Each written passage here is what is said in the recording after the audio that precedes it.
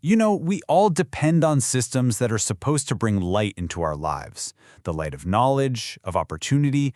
But what happens when the very system built to enlighten us ends up casting the darkest shadow? In this explainer, we're diving into a case where the gears of education might be creating a permanent eclipse. So how can something like that even happen?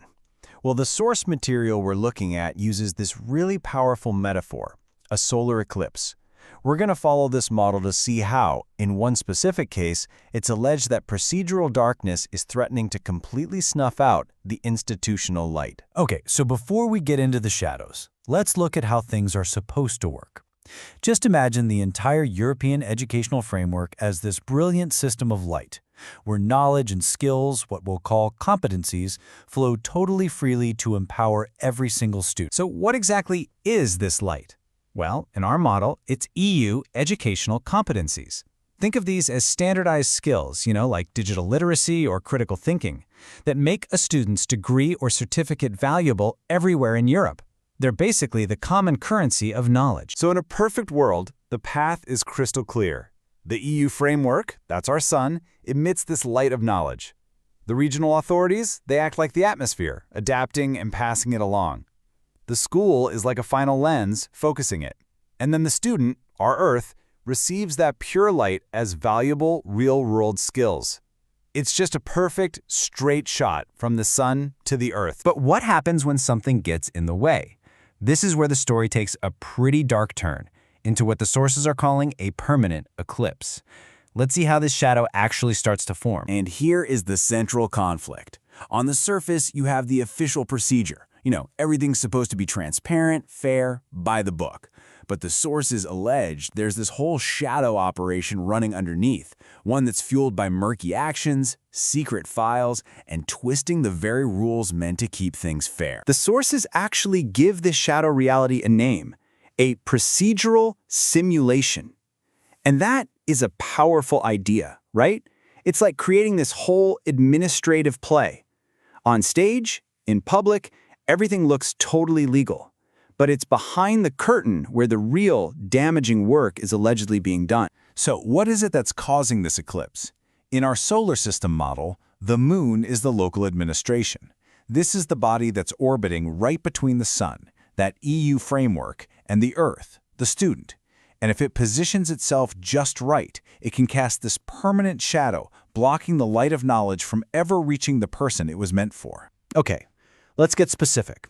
Enough with the metaphors for a second. We're going to dig into a case study that's detailed in the source material to see exactly what this kind of eclipse looks like in the real world and how it unfolds, step by step. This timeline from the case study, it really shows you how fast an eclipse can take shape. The sources allege a pattern here that feels anything but random. First, meeting minutes are manipulated. Then a secret file pops up. A delivery notice is falsified. An intimidating email is sent.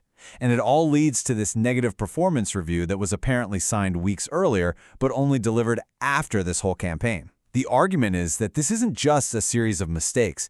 It's a deliberate sequence of events. And according to the source, the alleged harassment escalated to this. An email, which was reportedly sent from an official institutional account to the teacher while he was on medical leave, contained only this word, repeated.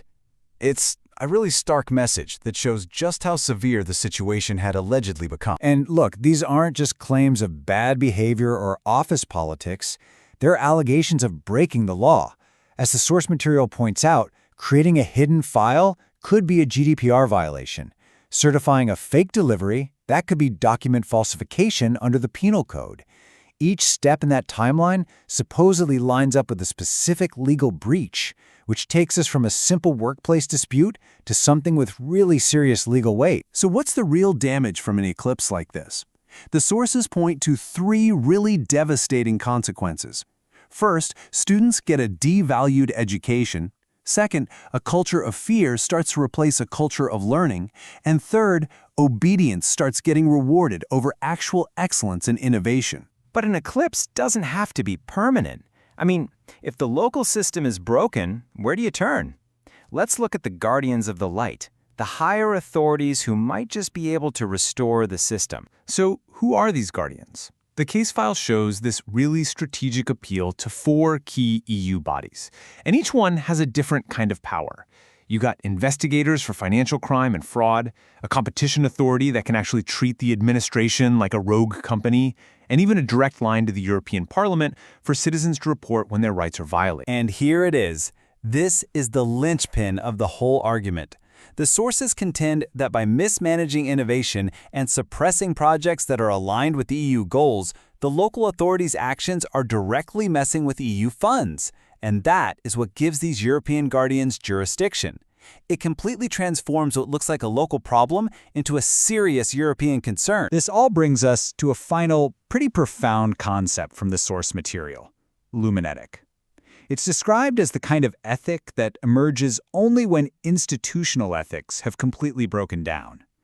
It's not about playing by the rules of a rigged game, but about finding a whole new source of light. And it leaves us with a really challenging question.